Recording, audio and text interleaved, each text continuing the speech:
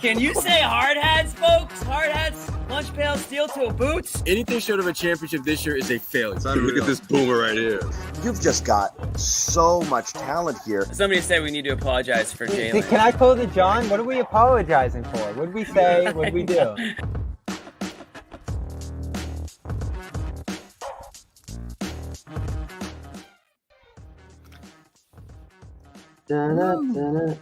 There it is. We're back. Thank you, Ahmed. Celtics are back. Celtics are back in the win column. The boys are back in town. Everybody's talking about the boys are back in town. Me and Bobby, of course, coming to you guys live after a Celtics 117-107 win over the Kevin Durant-led Phoenix Suns. Little Saturday night show. Bobby, how we doing, man?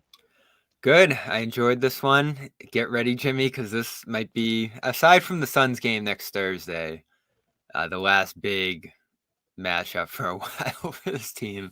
I was looking at that closing schedule last night. It's pretty scary how many bad teams they play, like awful teams. We're going to be in like just the dog day of the regular season until we can. This is good, though. I'm fine with that. I'm fine with 9 that. games in the standings. Yeah. Ease into some things. Get creative with some rotations. Get some guys some burn that maybe aren't getting a lot. I'm talking about like Tillman and guys like that. And then be 100% healthy. That's the important thing. 100% healthy for the start of the playoffs. Porzingis didn't get the nod. Didn't play tonight. Probably more maintenance related than anything else. I don't think anyone's too concerned there. Yeah. But the Celtics do pull it off. They hold off the fourth quarter run by Mr. Kevin Durant, who what did he end up with? 43. Oh, he was awesome. That was some vintage stuff from him. That was vintage Durant. I think it was Washburn who tweeted like, it's just something else watching Durant and Al Horford tonight too, who had a huge 3-pointer for the Celtics late in that fourth quarter to put them up 8 to really hold off. That was I guess you could call that the dagger shot if you want. 2 guys drafted in 2007 and just still doing their thing, man. Like still like big. Obviously, we're not. Can you name the 4 guys left? It's not Durant, but no. Tell me. Don't make me struggle through it. Well, you got those 2. You can't do 2 more. Nope. Do it. Tell me. Jeff Green, who's in Houston. Oh, Jeff Green. Don't get me started on Jeff Green. Does he count?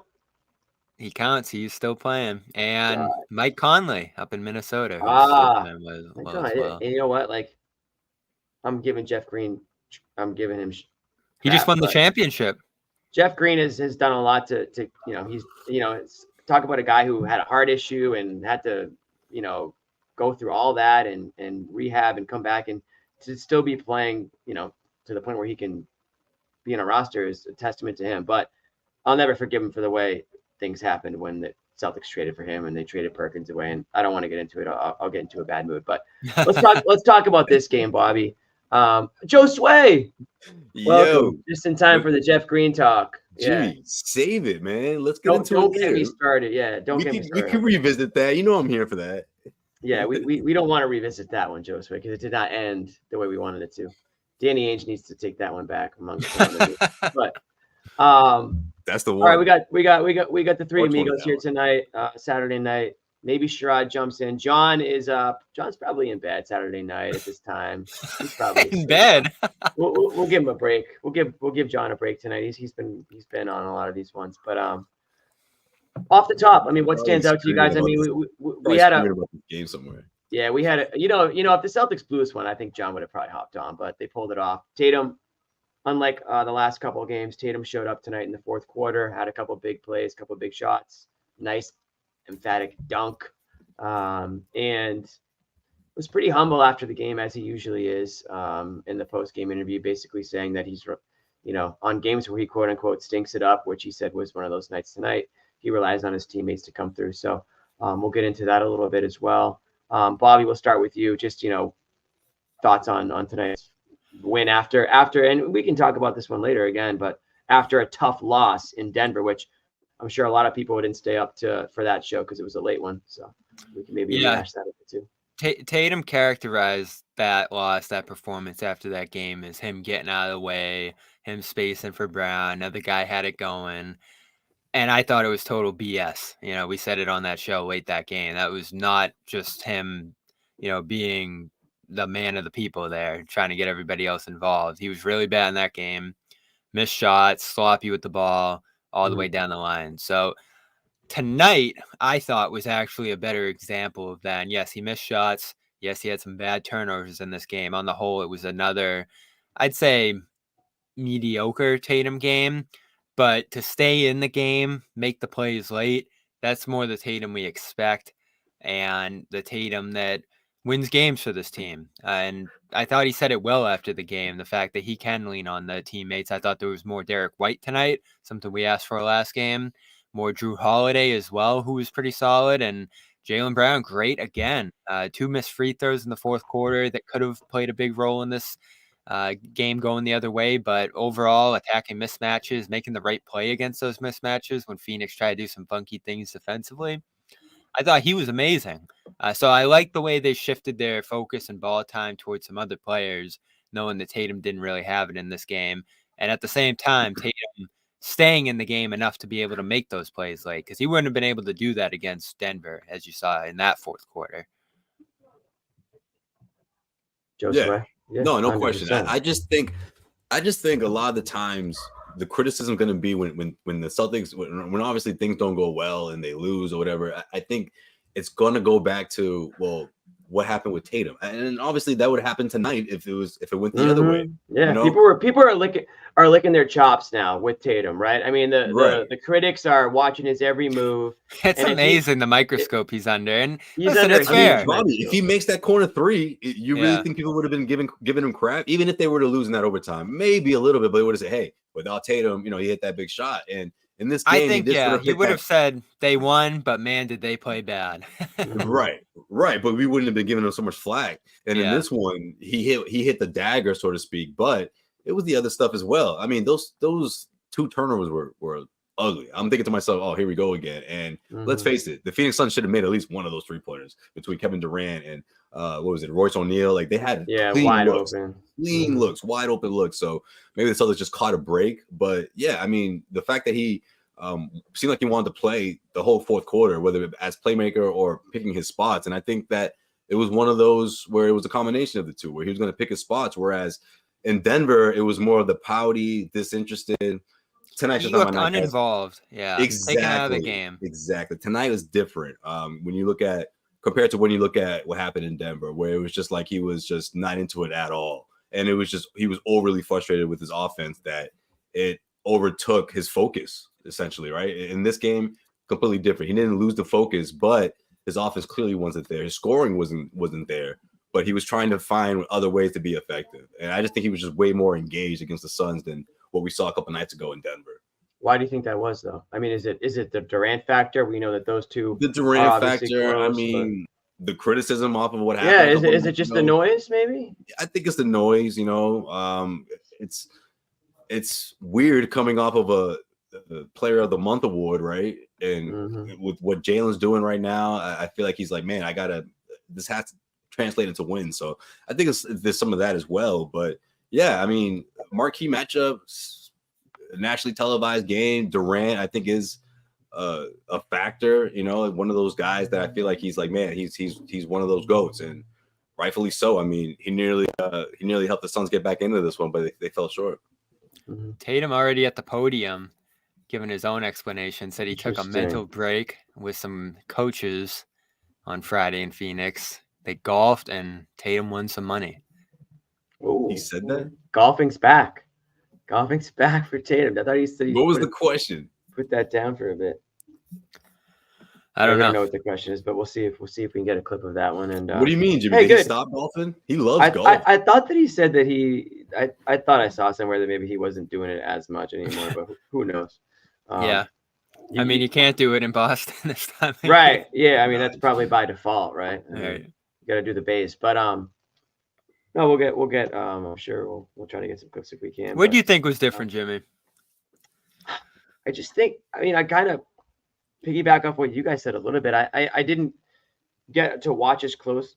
Oh, was I on mute that whole time? Nope. No, I heard everything. That means I got the wrong mic going because I had my mic on mute, so I'll have to fix that.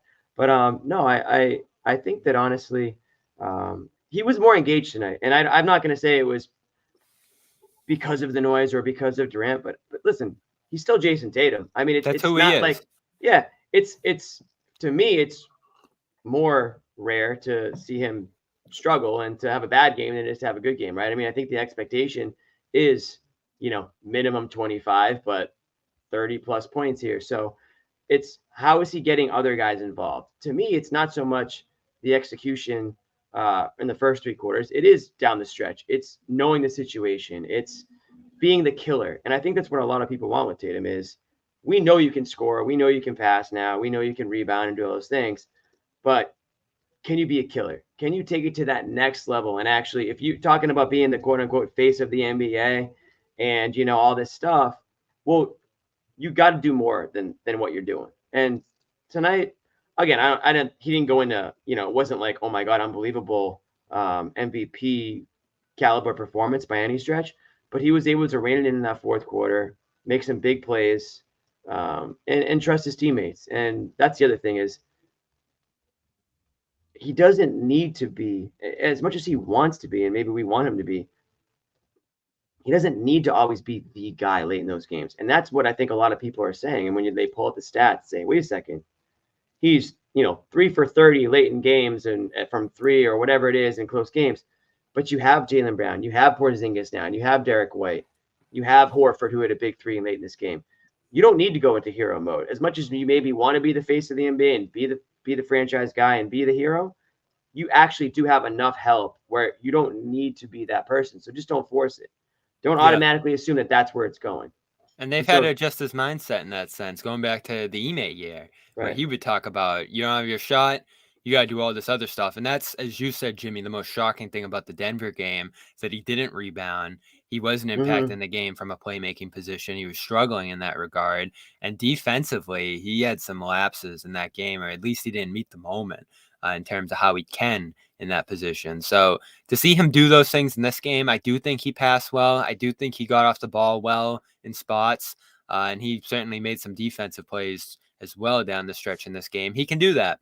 And the 29 points in the end is a bonus and probably a product to some degree of staying in the game the way he did with those other things. So that's what you expect from him, Josue, in a game like the Denver one. It's not just that he didn't score. That's what makes it frustrating to hear him say after a game like that, like, yeah, I could have made it all about me with the shooting and the scoring, but, I had to get out of the way for the other guys.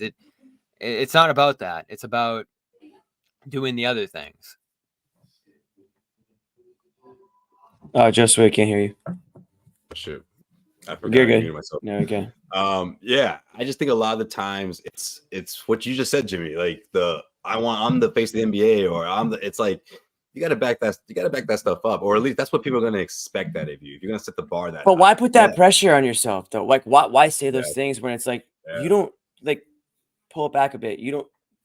As much as it would be cool, but like that's not the goal. That's not the situation, and maybe that's honestly not the makeup of this team makes it a lot harder to be that guy because there is so much talent around you. You know what I mean?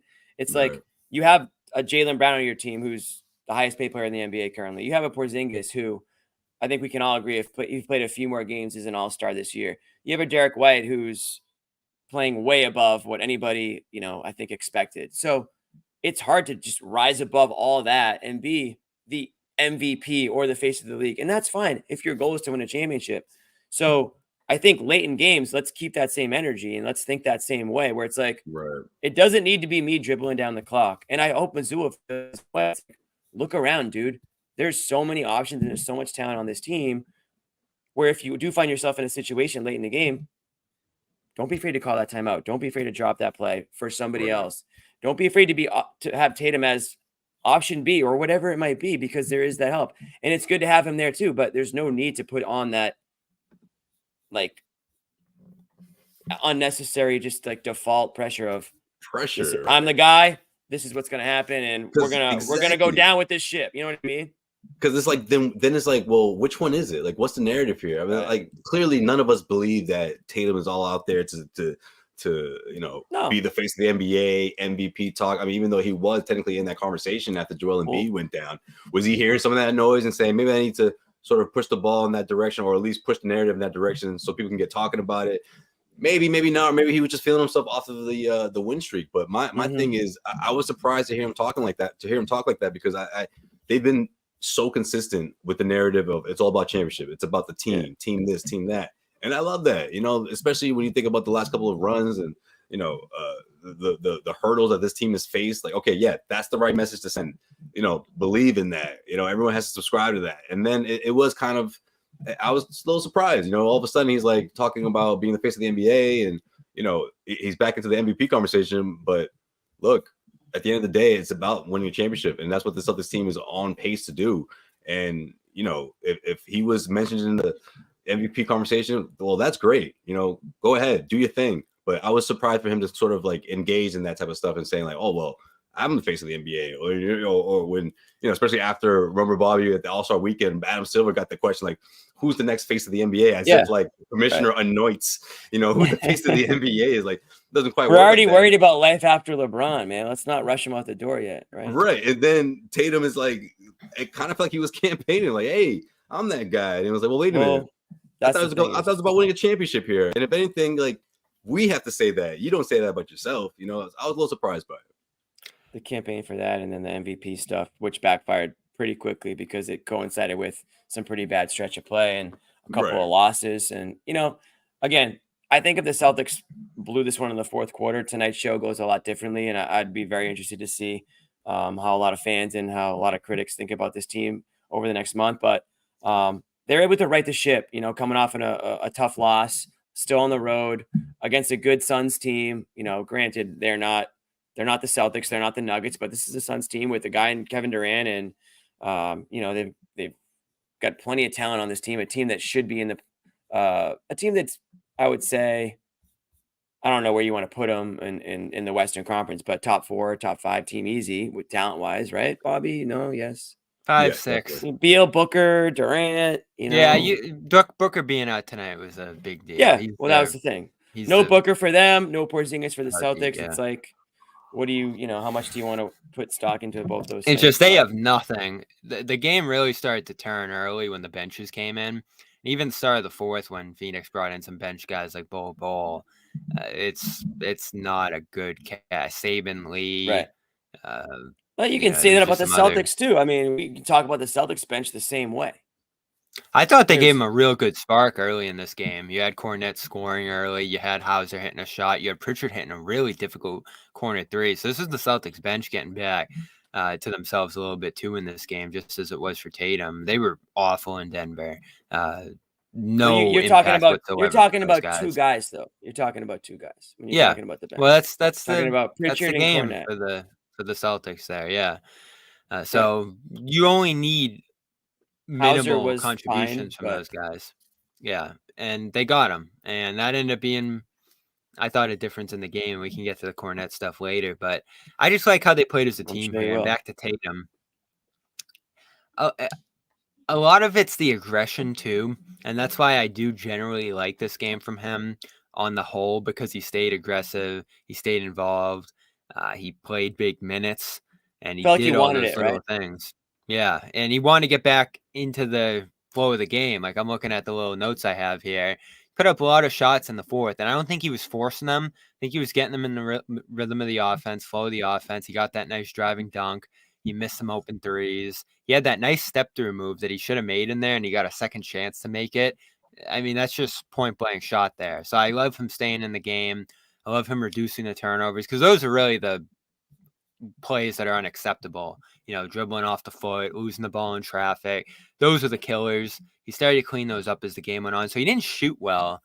What did he finish in this one? Like 11 to 28. So 39%. I don't feel like he was awful. I thought he missed some open shots and didn't play well early, but he got some better quality shots as the game went on.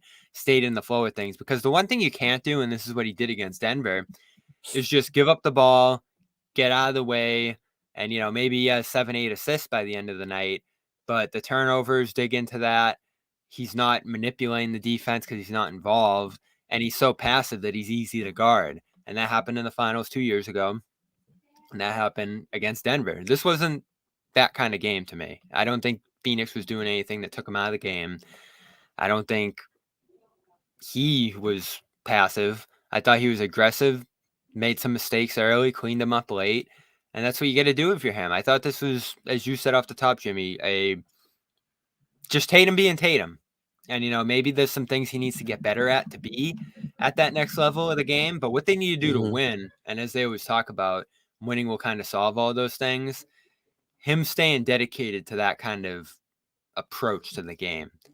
Because it's not going to be 30 points and great shooting that's going to get him to that kind of status. It's going to be stacking up championships because he has the opportunity minimizing to do that with turnovers. this team. Yeah. Oh, you mean on the big grand scheme level? Yeah. Yeah, absolutely. We got a quote from Adam Himmelsbach tweeted this out. Missoula said Tatum asked him if he could go the distance in the second half, and he said yes. He said he liked his general mindset. So again, goes into, we don't really know why or how or the reason behind it, but this was a game where it felt like Tatum played with a little bit more purpose, especially in that fourth quarter. Now, he struggled in that first half. What was it, like 7 points or something like that? The difference was, but I do feel like he was deferring to Brown a little bit there. Yeah, I just think, yeah, sure, you could make that case for sure. I mean, and we haven't even mentioned Brown tonight, but 27 points for Brown, 10 of 21 from the field, 3 of 7 from 3. So Brown again with another strong night, and he's probably been, I think we can all agree, their most consistent player here. As of late, just doing, and he's also, and maybe we can get into this. Brown has not been shy after games calling the Celtics out on their BS, and he did at halftime tonight too. Did you see his little walk off the court interview? Why don't you? They were in the lead, and they were asking him about the half he had. I think 18 and a half. He was playing well, and he's like, "Yeah, but the defense is bad right now. We got to tighten up on Durant. We got to be tougher on that end." They didn't exactly respond to that because Durant just kept sprinting into the second half. But I like the mindset. I mean, he called that Cavs game on Tuesday a mindset loss. It wasn't just a slip up or an aberration or something. And then last game, he even had some commentary about the way Tatum played. Like, he can't just be taken out of the game. Interesting, right? Something to that effect. So I love it. They need some tough talk. I think I overstated that going into the year because they haven't had it for the most part, and they've still been amazing. But I do think it's necessary in moments, especially in intense moments, to be able to have that, the accountability internally. It's not going to be Joe.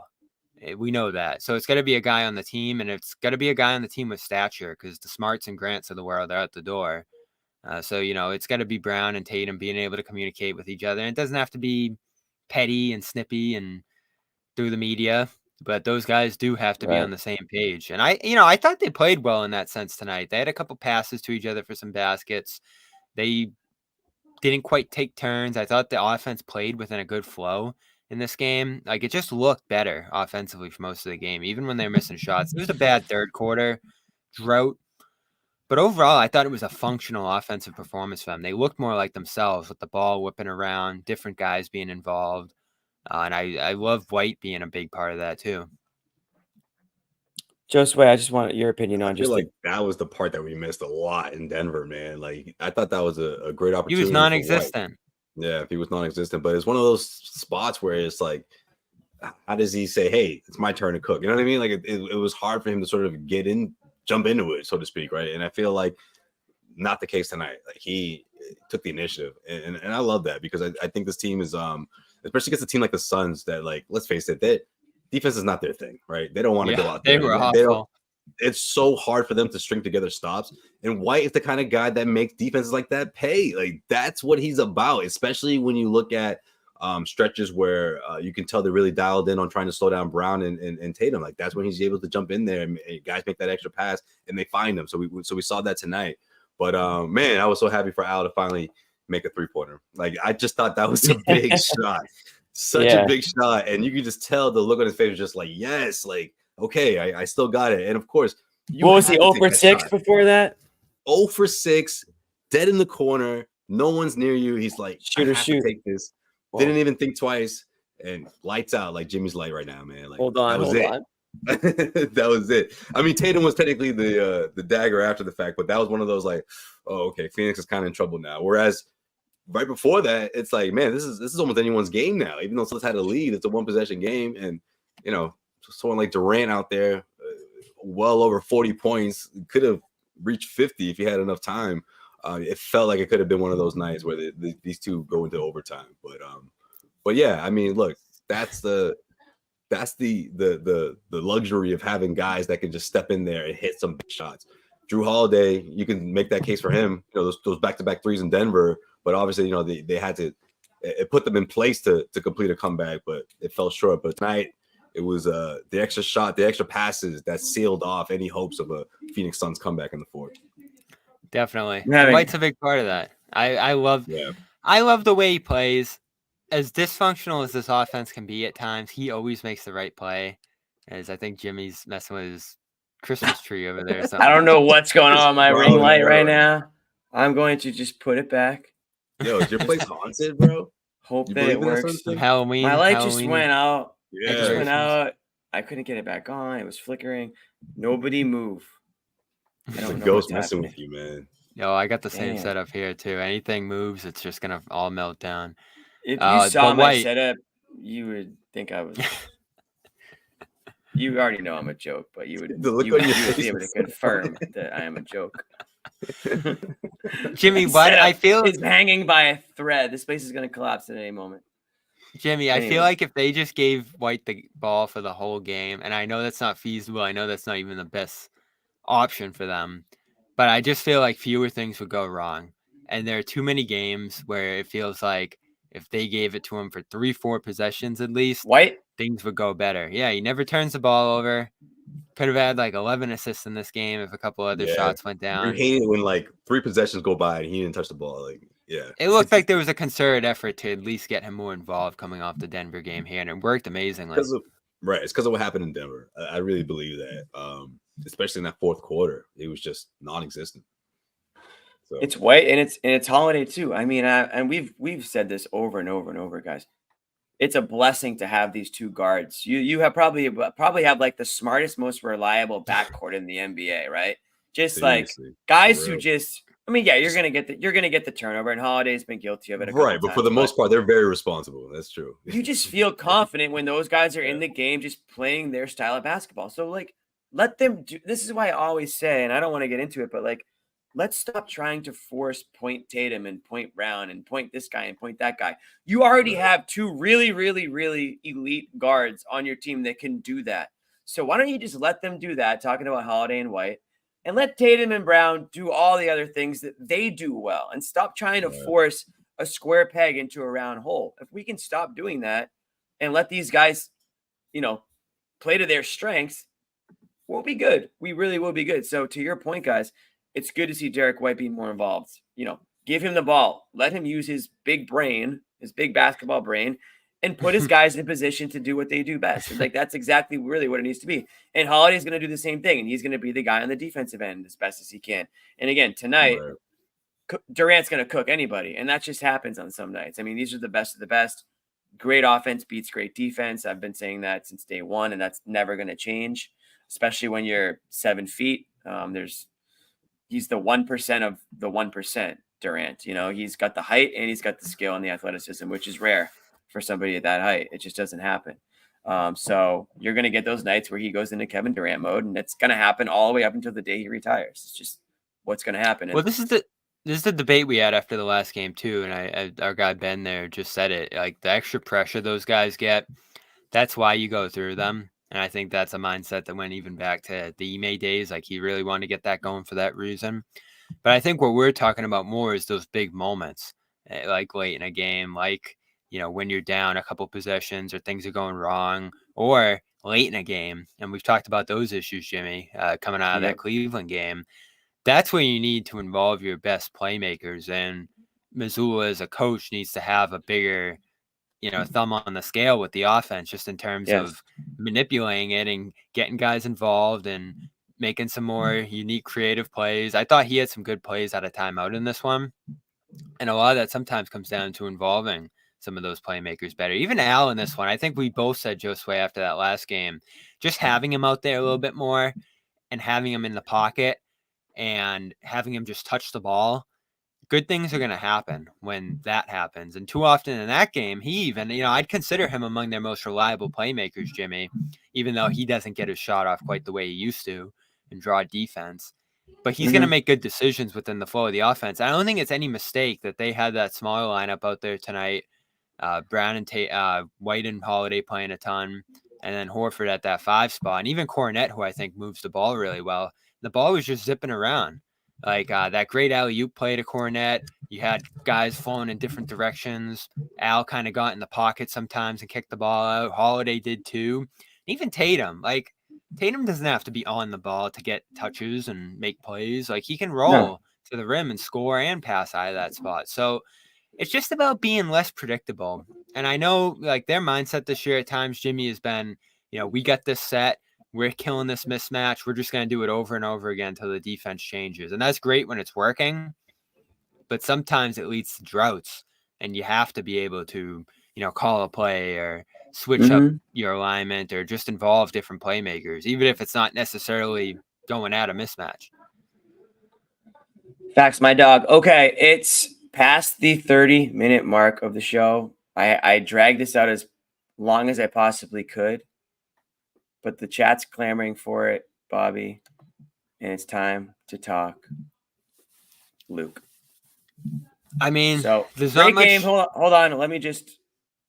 Okay, perfect. We are in Kornet cam, if everybody. Yo, you got an intro or something? We are in not Kornet. much Let me see if I can change this. You should have Luke just flash across like one of these, like as he comes. No. I gotta find the third person. I don't even know where the every celebratory Ahmed fixed this for Luke's us. But done. anyways, yeah. There's But not much honestly, more to say. There was I a haven't really good already. game. It was. Yo, why are you staring at him like that? Wait, no, go back to that, Ahmed. Put that back. Right. Kornet cam is back. Okay, cool. We're good. Josue, you got look at Bobby's face. Bobby's locked like, on. He's looking right at him. He's like, don't make me look bad. That's me watching the game. I'm just all eyes on Kornet. The broadcast. Luke's got the whole. He's got the Xanis baking class under his Yeah, belt. but What do we that's got here? Bobby's face during Kornet minutes, yo. He's just like, Bobby is analyzing. Yeah, Bobby's really locked on. All right, what do we got? he's like, do The you broadcast- want someone to steal your minutes? Real quick, Bobby, before we get into Luke, we do have a Missoula quote on Luke. I'll read. Luke from Joe. Luke Kornet is one of the best at our defensive system. He's got an innate ability to communicate our defensive system, but also make the right read defensively. It's an underappreciated skill that Luke has to be able to do that, and that's why we trust him. Look at that. That's from Coach tonight. And that's the perfect word, underappreciated, because this chat and these fans in general obsess over what he can't do. Like, he might miss a rebound, or maybe he drops a pass or something, or maybe a guy beats him on the defensive end in a switch. But they're not talking about him having masterful control over the way they play offense. Like, just all the different sets, all the different reads they want to make, he has them down. He's a great dribble handoff player, great passer. His offensive rebounding's come a long way. So he, as I've said it from the start, since they acquired Tillman, is just a much better offensive option than Tillman. And we saw that here tonight after Tillman really struggled on that end last game. And then on defense, he's a good positional defender. And in a game like this, you could put him on David Roddy, could put him on, a guy like Bol. And I know Bol got a couple flip shots in over him, but he's able to position himself below the rim. And, if a guy's not able to hit shots from 3 over him, he can really disrupt things in the paint. And I thought they built up a nice lead, nice flow with him out there. And I know he dropped a couple of rebounds that went the other way, but then he made it right back up with the alley-oop. He blocked Beal. Like, he's always going to have a nice block every game. And this is your third center, Jimmy. Like, right. What are people expecting out of your third center who makes $1 million? You're not going to find anyone close to this for that price, for that role. And he, over 3 years, has mastered that role. So is he going to post up and score a ton? No. Is he going to score 14 points every night? No. So I'm not even worried about that in this game. But every night he's just going to give you a nice rotation. And I think even in the playoffs, if they want to play 3 bigs, he could give you one good rotation in a playoff series. And luckily you have two bigs in front of him. We're ultra reliable. But we're getting to the point, Jimmy, with his improvements, that if Horford was like down for a game in the playoffs, or like even like, God forbid Porzingis goes down for a game, you might not be screwed. You might not be screwed because he's just that good playing the way they play. Put it on his tombstone. We might not be screwed. So that's all I'm saying. Why do we obsess over the things we can't do?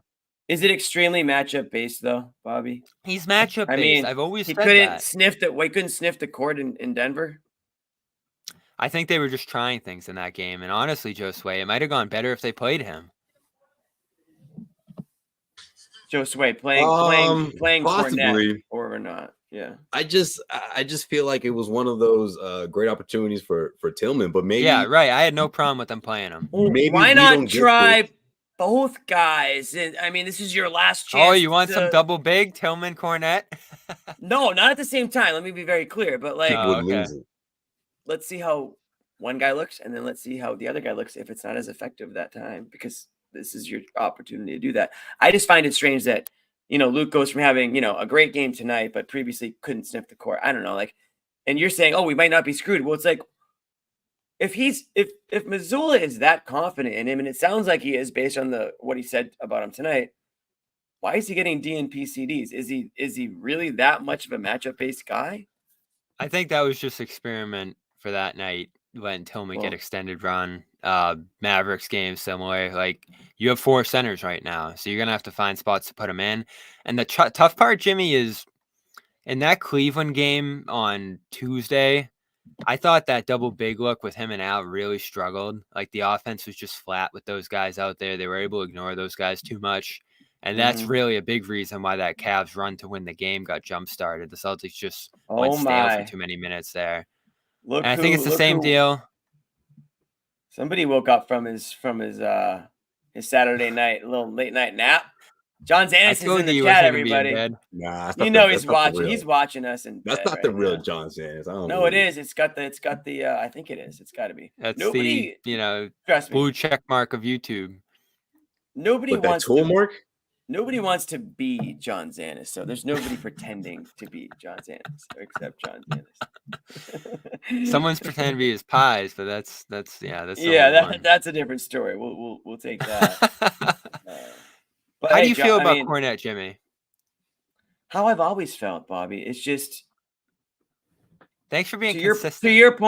To your point, he's their third center, and where I disagree with you, Bobby, is that I don't really want to see a whole lot of him in the playoffs, because theoretically the rotation is going to go down to 7 or 8 guys at most. And I'm fine with that. And that tells me it's like you said, somebody might be hurt. So I don't really care one way or the other. I mean, I think he is who he is. He's a third center. He played well tonight. He actually looked athletic out there. I mean, I forget who threw it to him, but he caught a legit alley-oop tonight and actually brought the ball over and strong too. Remember Josue, that offensive rebound he grabbed in traffic against the Warriors? And you're seeing him in more and more matchups where you think he'd really be screwed, able to survive out there. So again, you're thin, Jimmy.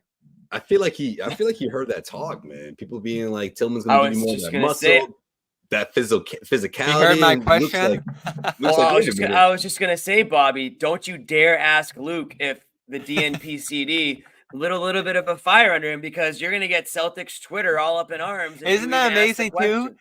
That was the political response, though. They can't stand Kornet. Yeah, but when I asked Kornet a tough question, it's hell for me. So I didn't get that, but I've been, and this is why I felt the Banton stat line is crazy. Yeah, that's fair. Yeah, Tatum gave us his Banton impression tonight. Best Banton impression he could give. Yeah, he did. We're gonna have a lot of Banton talk on Monday, so I think we'll save that. Are we? Oh God, I might have to miss that show. You're gonna want to miss that show, Jimmy. That's a late one, right? That's gonna be a late 10:30. I don't think I'll be on that one. This is the I saw Brogdon's been out since early February. That's shocking. Shaedon Sharp's been out since early January, and they started a group of players you probably don't know 4 out of 5 last game. Well, you know Banton because he played here, but yeah, that's the kind of lineup their Blazers are running. But the rest is going to start here, and luckily you'll be able to have your little Kornet Tillman battle over those next 2 games, and you'll be able to see some of the guys deeper on the bench get bigger roles, because I think it's officially time, Jimmy, for rest, experimenting, and seeing what you have in some of these depth guys, and that could include a Jaden Springer. I know, JD Davison's on this trip too. Do you want to try him out a little bit if you're really sitting a lot of guys in one of these games down the stretch of the season? No. Probably not. But we'll see. Not really. Yeah, probably not. But it's that time of year. I think this race is over in the East. I think the games are starting to dry up where you're trying to prove yourself here, and you've gotten through them decently. And that schedule at the end of the year is going to be a real slog here. So I'm glad to have these games while we have them. But it begins Monday. Blazers, Jazz, even next weekend, the Wizards. Yeah. Get ready. We got all our big games right in a row here. Bobby said some chumps are coming in. We got some big games. And before those big games happen, guys, you're going to want to download PrizePicks, because it's going to make those big games even more fun to watch, and you can join in on the fun that PrizePicks allows you to have while watching these games. So if you get online, download the app. You want to download the app today and use the code CLNS for a first deposit match of up to $100. So I mean, it's 100% match up to 100. So it only makes sense to do 100. Get that up there so we keep the banner up there, guys. But what is PrizePicks? PrizePicks is the largest daily fantasy sports platform in North America. The earliest and most exciting way to play daily fantasy sports. It's just you against the numbers instead of battling thousands of other players, including pros and sharks, because we all know that those guys have all the analytics and everything. You pick more than or less than on 2 to 6 player stat projections and watch the winnings roll in. So if you think, you get a number, let's say it's Tatum and the number is 30. You think he's going to go higher than that? Or you think he's going to go lower than that? You use your best judgment and you go from there. So even though football season's over, it's all about basketball. It's whether it's NBA, it could be NCAA. We've got tournament basketball coming up here, guys.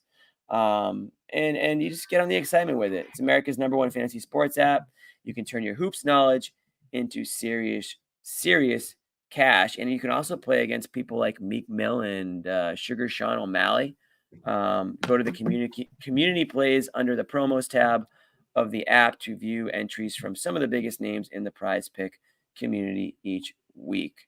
So I'm having a lot of fun with it. I can't say that I'm good enough yet to give my tips and tricks out and my strategies, guys, but I'm starting to learn, what to look for with these numbers. And I'm starting to, why is it this number today? Like what's going into this? That's the key. Yeah. And then my brain starts to go into overdrive, which is typically a bad thing. And I screw the whole thing up. But if you're not like me, that's good news, because you'll be able to figure out, and it's fun. And again, the best part is you're not going up against some, guy who's, got the analytics and the numbers and he's crunching them in front of your face and you're going to automatically lose. So anyways, that's PrizePicks, guys. Go download the app. Don't think too hard. Just pick 100. Yeah, that's the way to do it. 100% deposit match with the promo code CLNS and join in on the fun with us. Okay. Who haven't we hit on? We've hit on Luke. We've hit on Tatum. We've hit on Brown. We've hit on Derek White. Is there anything left in this one specifically, guys, or do you want to look towards something different? That would leave Holiday. That would leave Holiday. Yeah. And here he is. We've got the Holiday stat line right here. 15 points, 5-7 from the field. A few Solid 3-pointers game. tonight. The three Just a solid game. Yeah, just this is a Derek White. I mean, this is a Drew Holiday game. I mean, 15, 20 points, kind of like where he's at. Yeah. I feel like the offense is Guarded Durant quite a bit. He had a tough time there. Did the best he could, but again, it was one of those games, right? Right. I mean, Durant. I just want to say this about Durant. I don't know how it's gonna Say it. happen. I don't know how it's gonna happen. I don't know at what point of his career it'll happen. Oh, he's but gonna be in Boston. I just need him in Boston, even for 1 year. Like Wow. this guy, man. Is that your prediction? Giannis? No, it's not a prediction. It's just something I want to see happen at some point. Just call it a prediction. We'll clip it and we'll post it on social tomorrow. We can. Is that a prediction, Bobby? What's your prediction? I feel like he will at some point. Maybe not. Durant? Who? Maybe not in the near future. We need to clip this for social. Yeah, Bobby, what's your prediction? I feel like the way he's moved teams in his career, you could see Durant in Boston. Bobby, we're trying to clip this. Okay, let's start over. Wait, what's your prediction? He said it already. Say that again. Try it one more time. What's your prediction? I don't feel great about it because he's getting older. He's even talked about not wanting to play for super long. I think he's even shot past that. We're trying to clip Durant. Oh, Durant. What's your prediction though? Wow. What about him? I feel like he's gonna play in Boston one day. And it might not be next year. Wow. It might not be in his prime, but I'd love to see it. Especially, I mean, he's still playing on. He's still playing on like the old. Maybe based on something you've heard. Maybe you think like you just have. What do you think about it, knowledge of the situation? You think Durant's coming to Boston? I don't know, but Jimmy's acting is cracking me up. No, you guys did like Flip 3 it. takes. It's just a dream. Flip that social. No, I think it's per source. I'm gonna say that's per source. It's a dream. He could. You talked about the 07 draft, Jimmy. He could have been here then. Then you go back to the free agency of 2016. It looked like they were like the next team let's go back there because if you're Durant, I mean, let's face it. We know Tatum wants it. We know Tatum wants it. No, I was gonna say if you go back to that meeting that happened on the Vineyard and with Kelly Olynyk and then you had the summer of 2022. Well, no, my thing is if you go back to that, I don't think Durant would look back and say, "Man, I regret it. I should have went to Boston then." But he did get that nice talk with Tom Brady and the city of Boston and all. Like you wonder if that's still in the back of his head when he's thinking about his next move, if that ever happens. But it wouldn't surprise me. I know. I wonder if Phoenix is the last stop. Tatum could convince him. Man. You just never know where he's at. It's amazing. It wouldn't surprise me if it's not his last stop. It really wouldn't, Bobby. My only concern I know is it's like amazing that the Warriors. CBA. I feel like the CBA just makes everything so complicated. I'm sure it's gonna like prevent it from happening in some way. Right. I don't know. It's like the money's not gonna work. Like he has to take a crazy pay cut or something. Yeah, well, obviously he's gonna have to take a pay. You know what I mean? Like it's. Yeah. It would be cool though. I kind of like. I've always felt like it was. There's been so many pump fakes that like, oh, this might be a reality. This might be a reality. 2022, Jimmy. And we had a great debate that summer. And looking back on it, I know John was a no back then, and he might have actually been right because it would have been like Brown, White, 3 picks at least. It would have just been so much going out the door. And he's had injury concerns. He's had. I don't know. I think John actually was wrong. And I think a lot of people would now, knowing what they know, do it because trade White and Brown for him. Was White part of that conversation? I think it was Brown. He was in the offer, right? He was in the offer that was reported. The Godfather. That makes it tough. That definitely makes it tough. But and what he's become has been the hesitation. That was the old White. The hesitation was more so like we don't know if Durant's ever going to be Durant again, and I think it's safe to say that he was, and he still can be. Remember how bad he was in that playoff series? Yeah. Well, yeah, that's right, Jimmy. Everyone was afraid about the epic drop off, which happens to guys like Durant, Right. And credit to Brown too, who's just leveled up in an incredible way to where he's going to be a back-to-back All-NBA guy. And we didn't know he had that in him then either. You worried about him leaving? Wait a second. I think so. Brown's going to be an All-NBA guy. He's averaging what 29 a game over his last 50 games. Automatic? I think he's I don't think Brown isn't. No, I disagree. Dude, there's a lot of talent in the NBA. It's not really even a knock on Brown. I mean, there's just a lot of talent in the NBA these days. Yeah, but this stretch that he's on right now, I would hit the pause button on just Otto Brown's an All NBA guy this year for sure. He's shooting better than last year. He's scoring a little less, obviously. He's having a really good season, and as of late, he's definitely turned things around. Turnovers are down, assists are up. I think the record is a big part of it too, Jimmy. I mean, Celtics has been they're just chilling at number 1. So what is he third? Yes. All third team, you saying? I'd say so. Yeah. So if you're third, like it's hard to be like, oh, he's auto third because you're already saying that like he's like he's in the last group. That's But he all. could be second. I'm not saying he's gonna have I'm not saying he's having a bad season at all. He's having a great season. And to be honest, and I said this at the beginning of the show, he's been their most consistent guy recently. So I think as of late, Bobby, he's probably done a lot to get back into that realm of all NBA. But there's been points this season where I would say he wasn't. This year's going to be weird with that too, because there's no positions, which is going to be strange compared to years past. Injuries, I can't games figure played, that out. all that. I think if I had a bet, I'd bet he'd be there. The games played is going to eliminate some guys, but there'll be more guys involved because there's no positions. Like usually you're squeezing in guards, and now every guard's going to be involved that you think is great. So like, is De'Aaron Fox in the mix with Brown? Is you know? What about Curry? Name in I'm gonna just toss Curry out there. I don't know if he's gonna make the games played. Yeah, he see might what be on he's the at bubble in terms for of games played. He's 59, so he'll get there. Yeah, and you got to consider him certainly. So he's another guy. Yeah, so you can just throw unlimited guards into the mix. Booker, Brunson. Wow, look at this. This guy's just like, boom. Jimmy Toscano has always been a Brown Banner. I would say that's not true at all. Edwards. Go check the there's a lot of guards you can throw in there. Halliburton's not going to make it.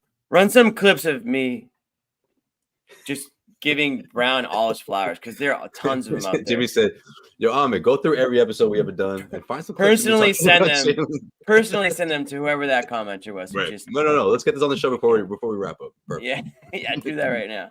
No pressure. You can't say enough good things about Brown this year, and that's why we're gonna have that debate going forward, like who stays on this roster and the money and all that. And I think he needs to stay. It's not a seamless fit between him and Brown.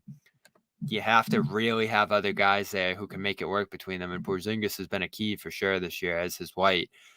But I feel like these nights, Jimmy, where Tatum doesn't quite have it, or there's extra pressure on Tatum, like on Thursday against Denver, his ability to just take advantage of all the other guys who are left behind that defensive coverage has made him so consistent, and he's starting to thrive in that role. He's accepting that role. Like, I don't think he's a guy anymore who feels like he needs to run the team and get all the shots. He takes the shots he gets and he makes them. And, you can gripe about the free throws and the turnovers and all the rest, but man, just the forcefulness of his game. He was so good in that Denver game, Jimmy. It would have been a blowout without him. And I know. Can say that he was about the so guy. Many games. Oh no, I mean, listen, Bobby, not to mention the leadership we talked about earlier in the show. But is that something, again, if we're talking about, if you're a Celtics fan or if you're a consumer of Celtics basketball, you know how Brown's been able to affect this team. But from a national landscape, I'm just saying, is he going to be a top 15 player on a national scale? I think that's a fair question to ask. I'm not saying that it's a yes or a no, but there's a lot of people who are going to not know, like, oh yeah, remember Jaylen Brown's effect against the, in that Nuggets game that the Celtics lost? No, I don't think that's going to really go into anybody's like voting. No, it's going to come down to numbers. It's going to come down to numbers, and yeah, absolutely. And again, it's not really it's not meant. I'm sure it sounds like it's not meant to be a slight at Brown, but there's just a lot of talent in the NBA, and if it's positionless now, you now have to be a top 15 player in the NBA, and that's just. Yeah, and I'm less concerned about that than him being part of the dynamic into the future. It's a conversation topic for sure. And they're going to have they're going to have big decisions to make moving forward. I think a lot of that's going to depend on, or at least a good chunk of that's going to depend on what happens this season. Are they going to win the title or are they not? Right. If they don't, how's it look? Who's getting the blame? Like what happened for them to not win if that is the case? Or vice versa, what happened for them to win? If Jaylen Brown carries them to the freaking championship, which he very well might, and actually all the people who want to hate on me, if you go back and look at my bold predictions, I predicted the Celtics to win the whole thing, and I said Jaylen Brown is your Finals MVP. So everyone can that would be suck something. it. Everybody can just suck it, okay? As far as I'm concerned, Josue. Jimmy, how do you feel let's be honest. Go ahead, Josue. Compared to last year, we haven't been as critical with Jalen, and that's a good thing. I mean, that obviously means he's trending in the right direction, especially he's making you feel good about the contract, Josue, and everyone was freaking out. I was going to say, especially after the contract and all the talk, and is this guy really the richest guy in the NBA? Even though that conversation is going to change in a year, he's playing like the role that we expected, or at least that we want out of him. I wouldn't say he's underwhelmed at all or underperformed. No, and he easily could have. Listen, what is this? See, dude, Amit just went and tried to search from 3 years ago. Amit just went on Twitter and tried to search me talking shit about Jalen. Oh yeah, they were super critical back then. That was probably after a really, really good game that he had too, because that's the running joke is that we don't talk about Jalen, right, when he plays well. So if you go back to that when date, John's not on, we do a better job. Yeah, he probably went off in that game, and we were probably joking about it off the top that we weren't going to talk about him. But I think we're fair. My last question for you, Jimmy. Yeah. After the week they had, a lot of freak out after the 2 losses. A really disappointing loss to the team that's probably the standard in Denver.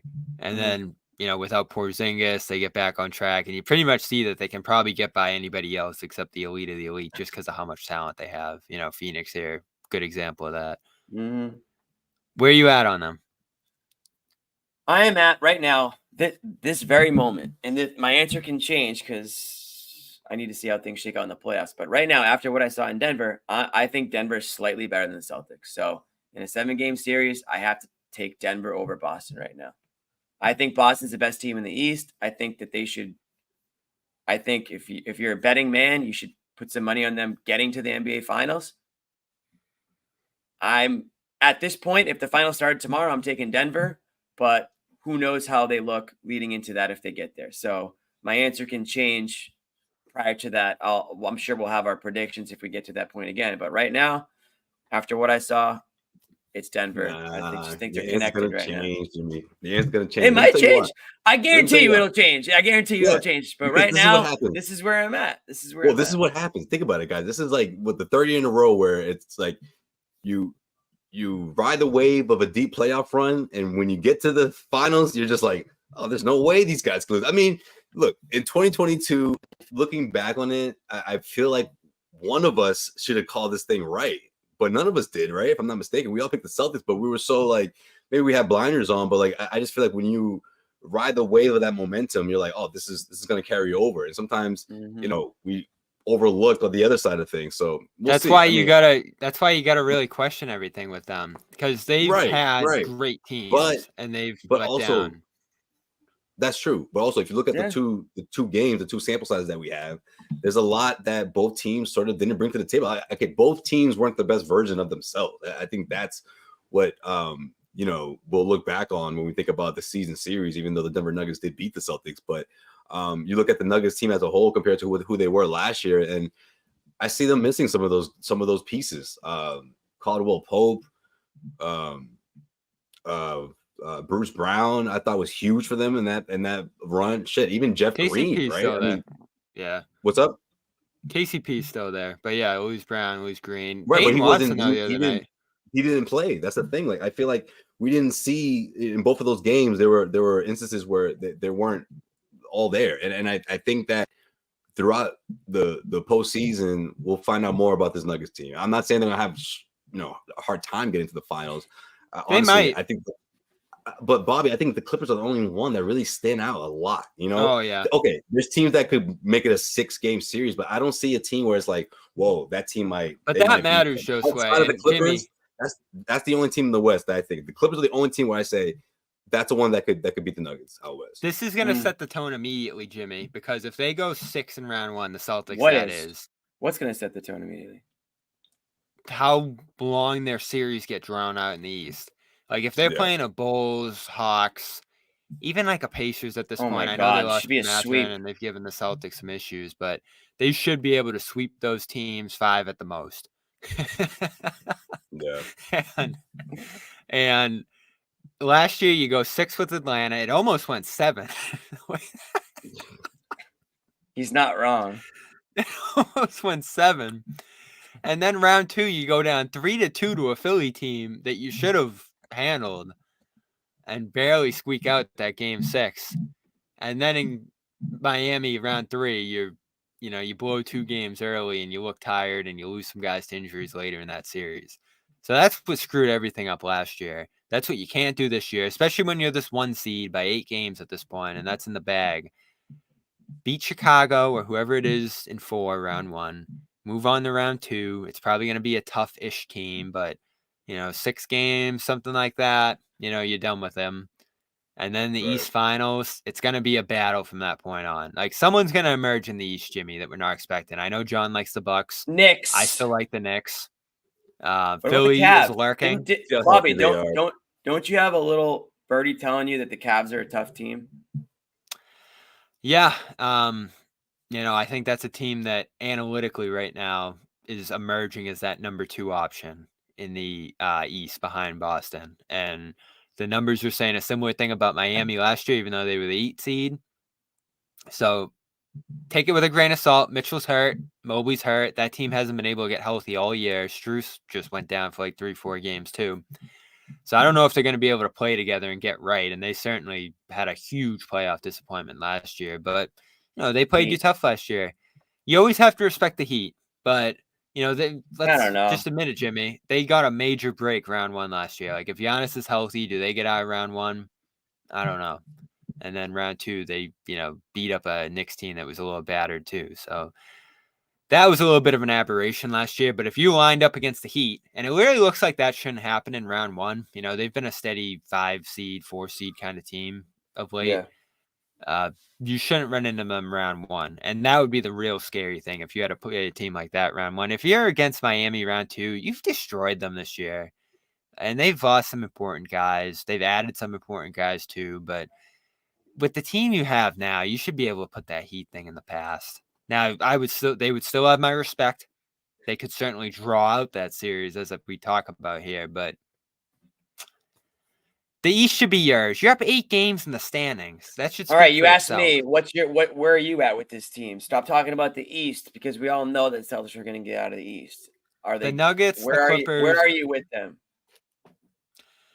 I still have them falling just short of the championship because I think there's better teams out west, namely the Nuggets. And I felt that way from the start. The Nuggets should have the benefit of the doubt. I still can't believe people were like, whoa, the Nuggets beat the Celtics.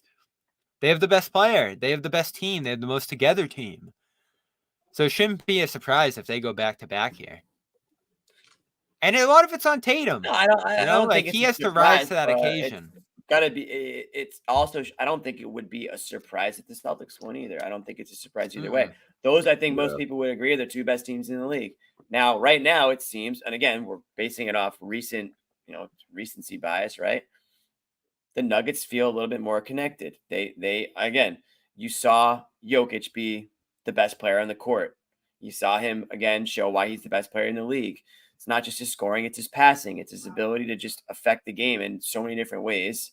He gave Aaron Gordon like the 7 easiest field goals of his life against the Celtics. They just forgot to, rotate and box out. It is what it is. But he just has eyes in the back of his head as a 7-foot or whatever he is, and he's going to end up as being an all-time great. He already is. So these are the guys that are against the Giannis's, the Jokic's, the Durant's that we saw tonight.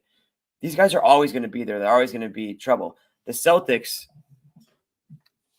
they've got the team. They've got the starting lineup to compete with any other starting lineup. But are their star players, the Tatums and the Browns, are they going to consistent are they going to raise the ceiling just that much higher? Enough. Yeah. Are they going to raise the ceiling that much higher? That's really what it comes down to. And to this point, they haven't. And that's why they get criticized. And I think they know that. I think they've even said that. We haven't done it yet. We get criticism because we've come short, and they know what they have to do to get that respect that it feels like they want so badly. And so that's why after what I saw this week, I have Denver. Now, to start the year, I had the Celtics. That doesn't mean that I don't believe in the Celtics anymore. I just think right now Denver's playing better. And if the 2 teams played today, I think Denver takes the championship. That could change depending on how both teams look in the playoffs. Or it might stay the same. I might say, I still got Denver. You know, I still haven't seen enough. Even though I still expect the Celtics to get there, it really matters how they get there. So that's just where I'm at with it. Josue, I don't think I got yours yet. What was it? Prediction? Yeah. Where you're not at your on them. prediction, but like just like where you're at with the team. Yeah. After the week they had, yeah. Yeah, I mean, even look, my whole thing about what went down those last two losses against the Cleveland Cavaliers and Denver Nuggets is it's what my only concern all year long about this team has been late game execution when the game's close. I mean, like that's where you wonder, you know, put on the spot, are they going to make the right decisions? Is Joe Mazzulla going to do his absolute best to put these guys in a position to win? Because a lot of the times I feel like they let these guys go out there and figure it out on their own.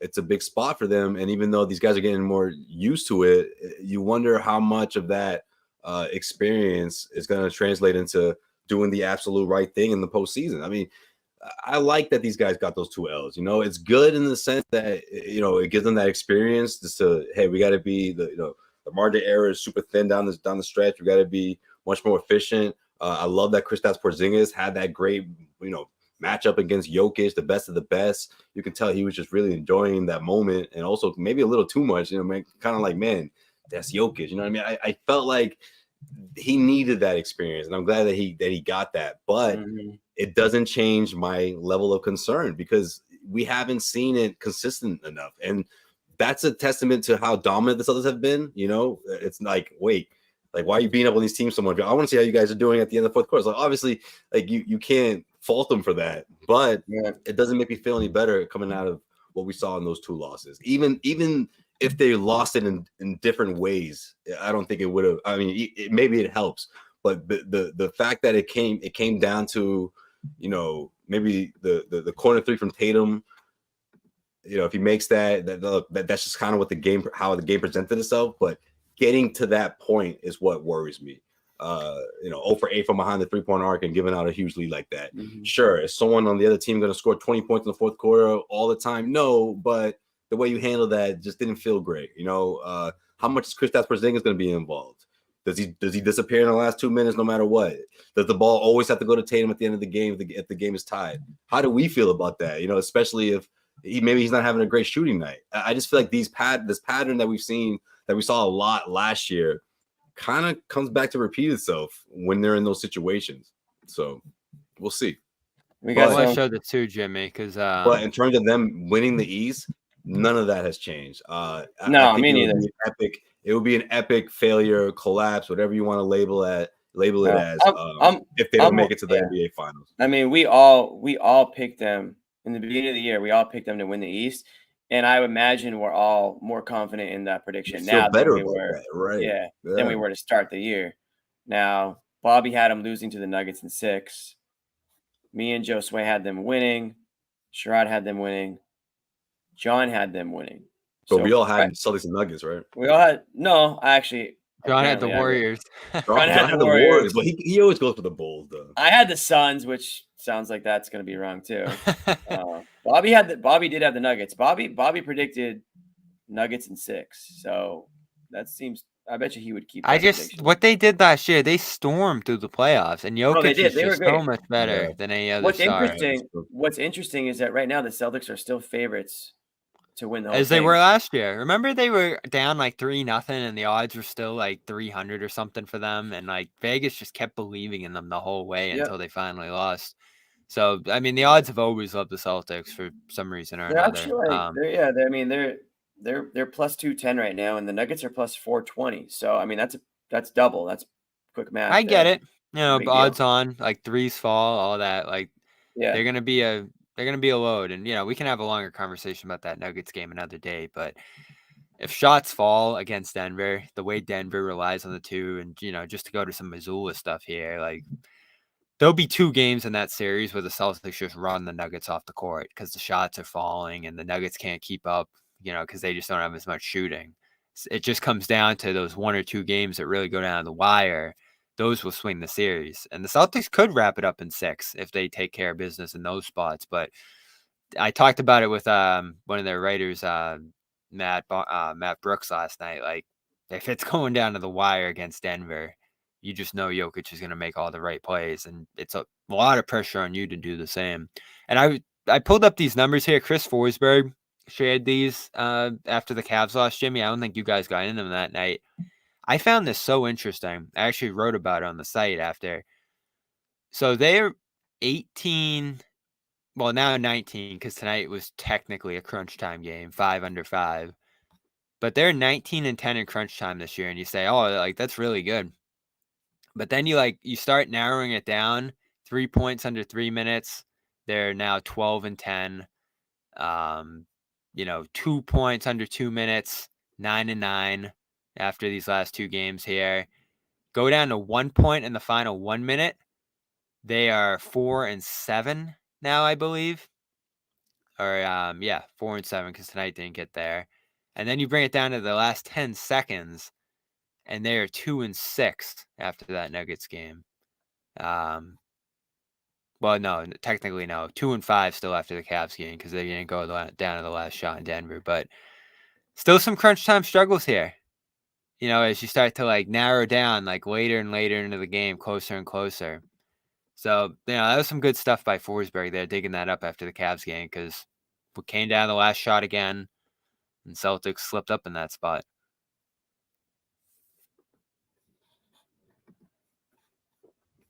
Yeah, man. I just, I mean. They got to clean up in that. That's one of the concerns you can have. When you talk about the upcoming schedule, it's like, man, they should be able to take care of business with these teams. But they're not going to have a lot of opportunities to work on it, Josue. That's the thing. But that's the thing. I was just going to say, you wish you had another Denver matchup coming out, honestly. But you got the Suns coming in town next weekend. I hope they're completely healthy. We'll see what Booker's like. But I mean, that's probably their next big test. And I'm ready to see the Phoenix Suns put up their best fight. So let's see how the Celtics counter that for sure. But outside of that, I mean, that's probably one of the bigger matchups left in the regular season before the Suns going to be April and going into the playoffs. So, but yeah, Suns aside, next Friday. Suns aside, it's Blazers, Jazz, Wizards, next Pistons. Thursday. You do get the Bucks, but then it's Pistons, Bulls, Hawks. There's 3 good games left in the season. You got one more Bucks matchup, 4 right? Maybe. That's good. Yeah, and maybe those Bucks-Knicks games give you something in April, but it kind of feels like it's going to be, get ready for the playoffs time by then. You think Doc would do that thing that he does sometimes where he rests his guys because he don't want to show them anything? I don't know. He'll either go one or two ways, either full force to motivate his guys, or he might rest them. We'll see. Hopefully he doesn't rest them. There's 2 Bucks games left. Yeah, that second one though, I don't know. The first one's definitely gonna matter. That one I think he's gonna be. Yeah, all of his guys will be in there. Yeah, you got Thunder, you got Pelicans, you got 2 Hawks, you got 2 Bucks. Thunder would be a good one. A couple games that are worth watching still. Grant's return. But again, what's it matter? Grant's return. Does he get a tribute? He'll get one.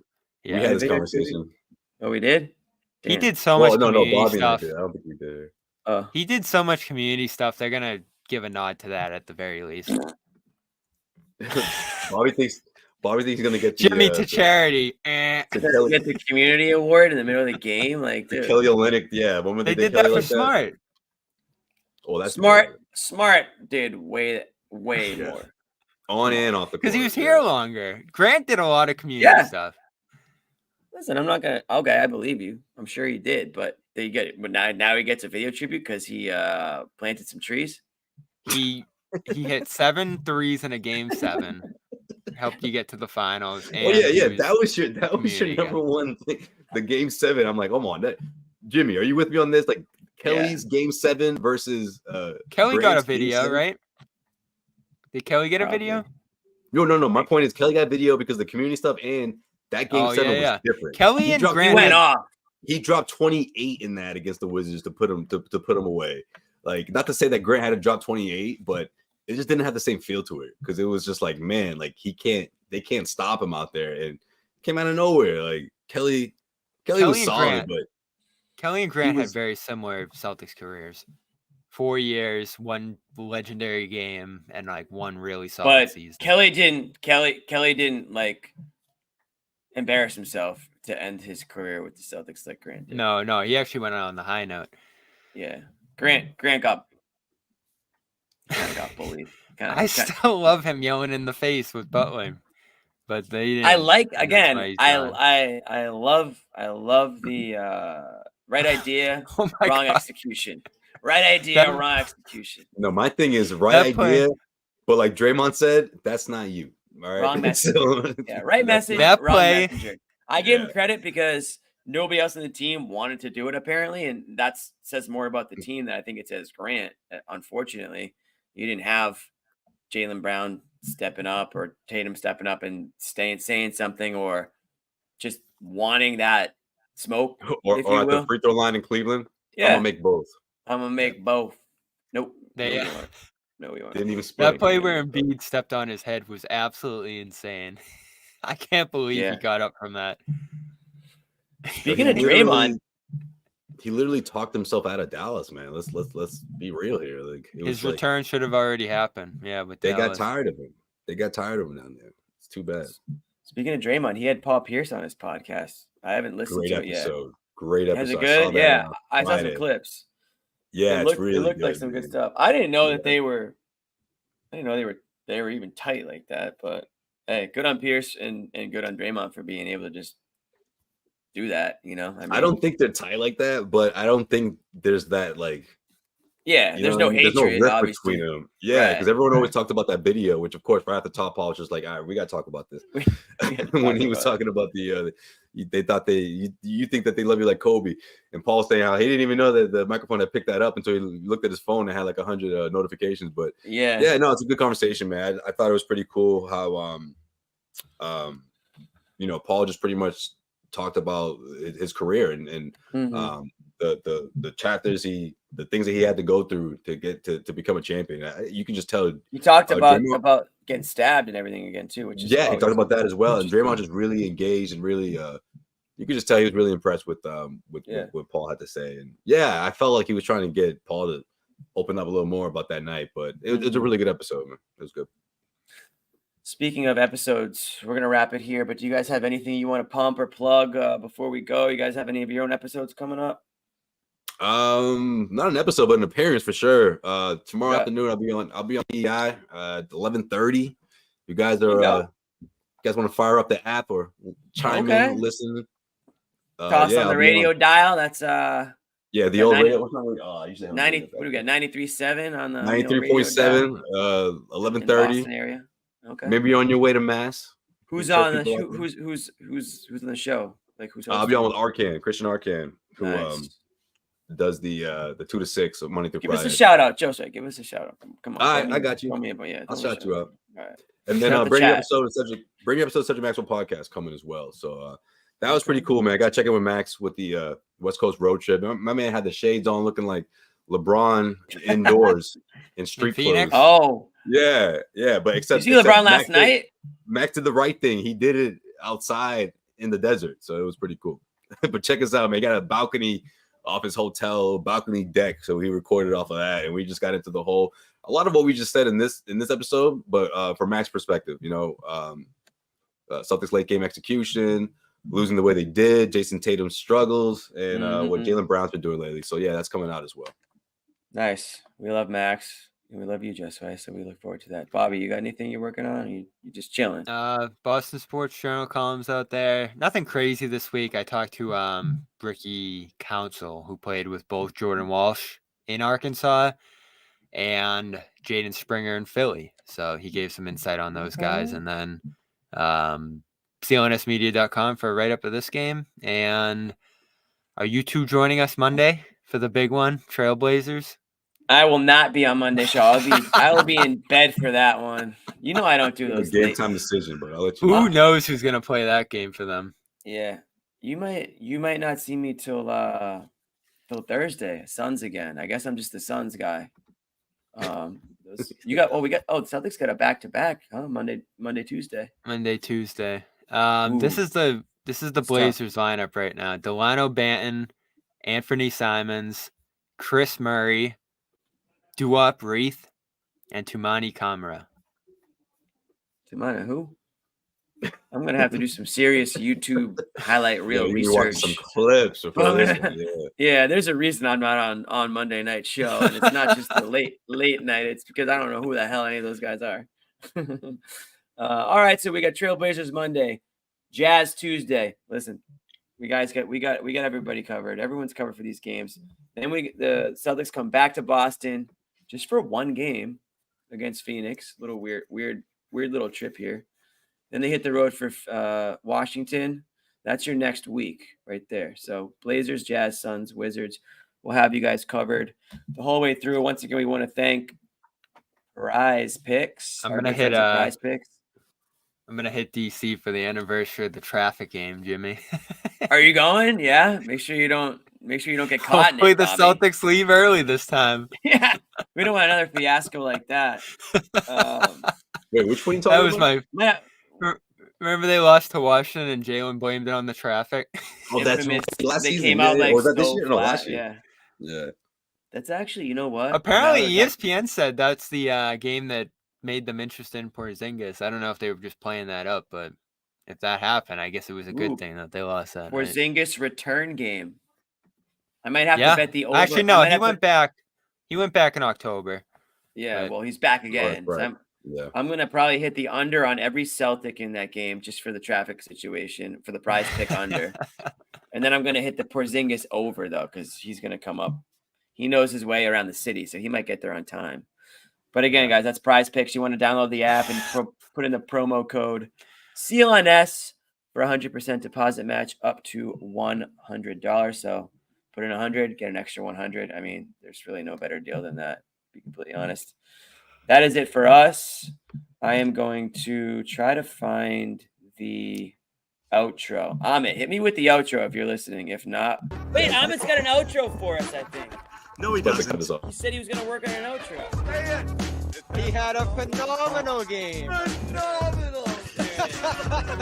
Forfeit's out. I think it's an auction. That did not sound like a chair. It was a freaking chair. It does sound like a chair.